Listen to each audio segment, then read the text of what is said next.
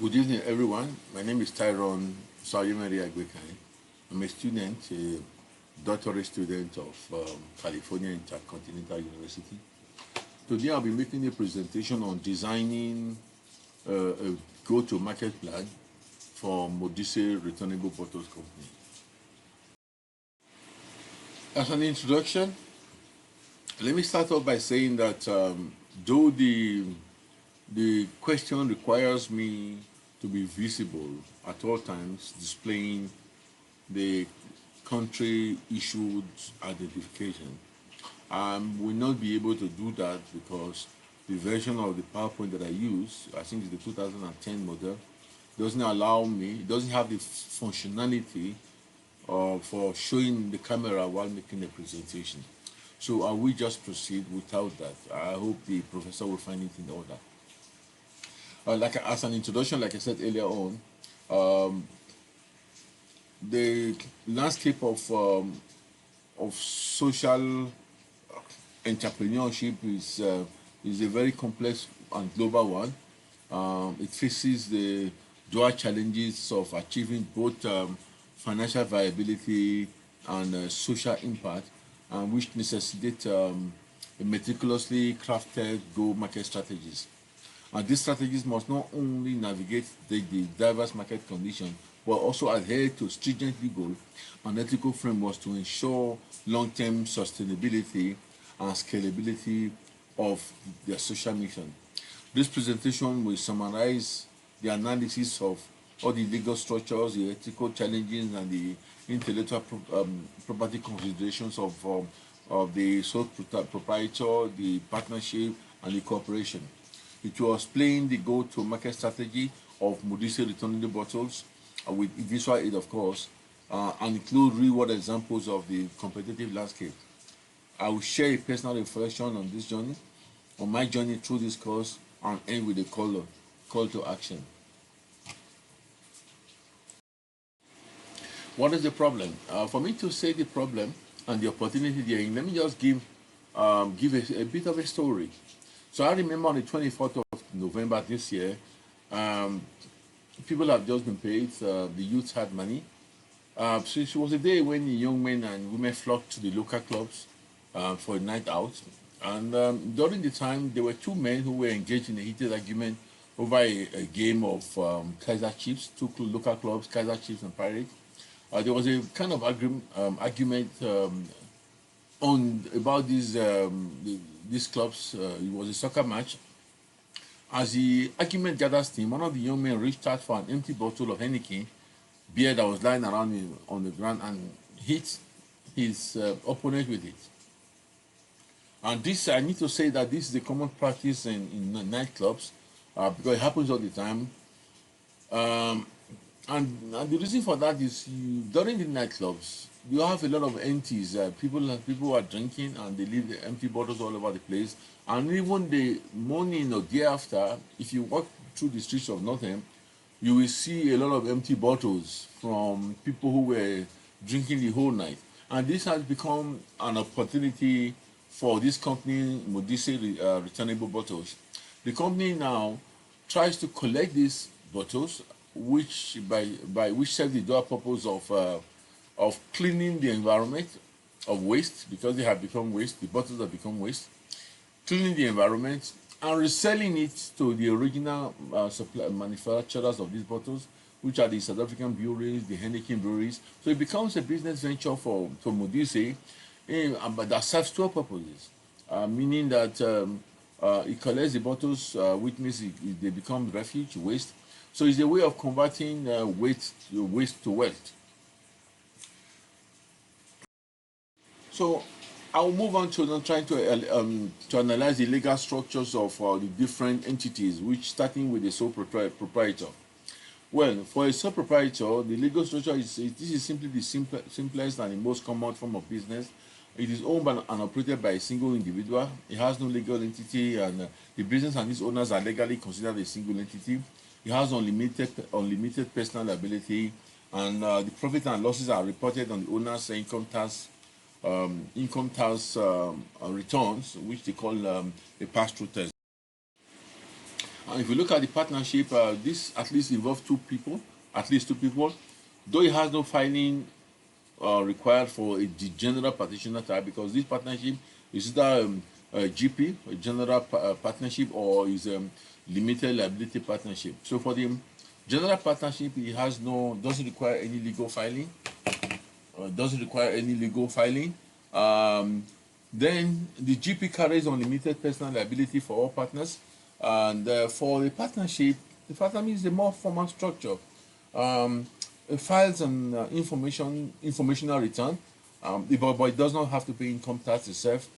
And the profits and losses are distributed to the partners and taxed on their personal returns. So the corporation, I must say the corporation is a bit more complex. It is the most formal and complex structure. It is illegally separated and distinct from its owners. It can own property, incur debts, sign contracts, and sue and be sued. It has limited liability for shareholders. Personal assets of the owners are protected from business debts and liabilities. It pays corporate income tax on its profits. The shareholders also pay the personal income tax on dividends. And within the structures are the C corporation, the C corporation, which is the C corp for short, for large, and then this one is only for large businesses. And the S corp, the S corporation, which is S corp for short, is for businesses. And the limited liability company LLC, which blends corporate protection with partnerships like pass-through taxation. Then what are the ethical challenges of the sole proprietorship? Well, you have the financial and tax honesty. That's one thing.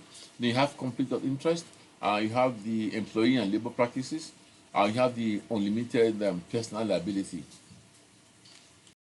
Those are the challenges we need to consider when we talk about sole proprietorship.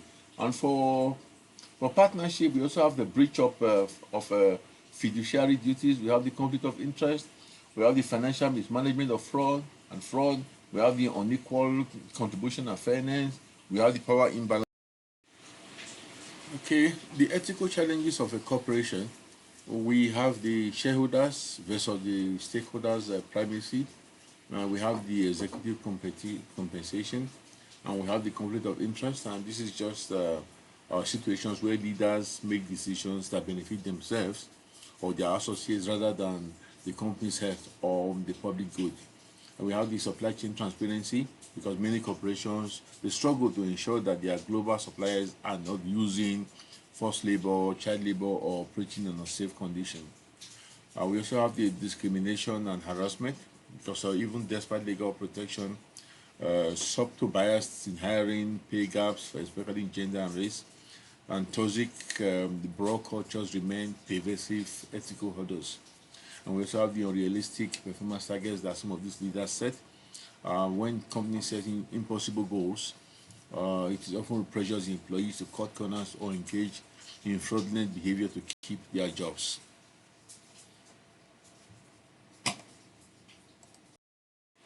I will now discuss the intellectual property IP considerations for a sole proprietorship. Any intellectual property that is created by the sole proprietor in the course of doing business is owned personally by him and not as a legal separate entity. You cannot separate the business from the owner of the business in a sole proprietorship. Therefore, any IP intellectual property that is created is owned by him as well as his company, because they are one entity. And the implication of that is that the owner might be exposed to personal liabilities, to creditors, and even legal judgments. Also, the sole proprietor must personally enforce these IP rights, including funding legal actions. Without written agreements, IP created by freelancers or collaborators may not belong to the sole proprietor. And if the business later incorporates, well, the IP must be formally transferred to the new entity. In terms of registration and formal protection, trademarks like names, logos, slogans, and product names are not automatically protected. Patents, inventions must be patented in the owner's original name. For trade secrets, Protection depends on confidentiality practices rather than registration. So I will now talk about the intellectual protection, the IP considerations for a partnership, having discussed that for a sole proprietorship. First, you have the background intellectual protection, the IP. This is the IP for patents, trademarks, trade secrets that each partner owned before the company began. Generally, each party retains full control, full ownership of their own background IP. They also have the foreground IP, and this is the new IP that's created during the partnership. There must be a decision on the ownership of the IP, if it will be owned by the partnership entity or jointly owned by the individuals or by specific persons who created it. And we also have the license in model. The ownership of the background IP can be granted to partnership on a non-exclusive license to use if for the duration of the project, or the assignment mode where the asset is legally transferred to the partnership. We also have the key clauses for the agreement. This should include the confidentiality, which prevents partners from sharing trade secrets with competitors, infringement defense, which defines who pays legal fees if a third party sues the partnership for IP theft, improvement rights if one partner improves another partner's technology, and who owns that specific improvement, and quality control, which ensures one partner does not dilute the brand by providing poor services. Then we also have the exit strategy. This determines who gets the brand's trademark and license in the event of dissolution and the division of the joint IP. If the patent is co-created, then who can use it independently after splitting, or both agree to the continued use of the patent. The intellectual property IP consideration for corporation. Then we talk about the corporate ownerships. The IP created by employees in the course of their employment with the corporation generally belongs to the corporation, provided that the employment contracts include clear IP assignment clauses. But but IP created by contractors does not automatically belong to the corporation. In terms of patents, corporations should assess patentability of inventions and register patents in relevant jurisdictions to secure exclusive rights, while brand names, logos, and slogans should be registered to prevent infringement and dilution. And then you have softwares, marketing materials, designs, and internal documentation should be properly documented and protected, as well as trade secrets, including confidential business information, should also be protected through internal controls and non-disclosure agreements. Corporations may license the IP to third parties for revenue while retaining ownership or acquire licenses to use external IP. IP often represents significant portion of corporate value and affects managers' acquisition and investment decisions. The location of IP ownership can have material tax implications, requiring careful compliance with transfer pricing and local tax laws. So the go-to-marketing strategy for the business, we have the marketing. We look at things like what is marketing, the customer needs, managing customer relationship. We have the strategic marketing planning. We have the changing marketing landscape, and we have the marketing strategy and mix. What are the parallels from other social enterprises? We're talking about the competitors, the competitive landscape. This includes the antique bottle collectors in South Africa, because I operate in South Africa. We have the bottle traders South Africa. We also have the Heineken South Africa and South African breweries. On a personal reflection, I must say this course has been a wonderful course for me throughout my learning journey. It has introduced me to the nucleus of strategic management and entrepreneurial action by examining how firms can simultaneously exploit existing competitive advantages while at the same time exploring new opportunities. These dual focus, they sometimes call it strategic entrepreneurship, emphasizes balancing advantage seeking and opportunity seeking behavior to foster sustained wealth creation. Starting from the components and concepts of successful entrepreneurship and entrepreneurial mindset through the entrepreneurial market plan, I have learned business models and scalability, resource allocation, and acquisition and management. Boosted by my funding strategies like the bootstrapping and managing risk and uncertainty. It has been an inspiring journey that is setting to position me on the path to becoming a successful entrepreneur. Call to action.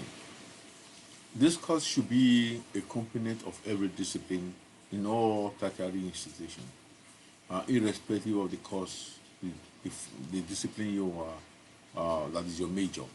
This course is so important that it should be woven into the fabric of every single syllabus in all the institutions globally.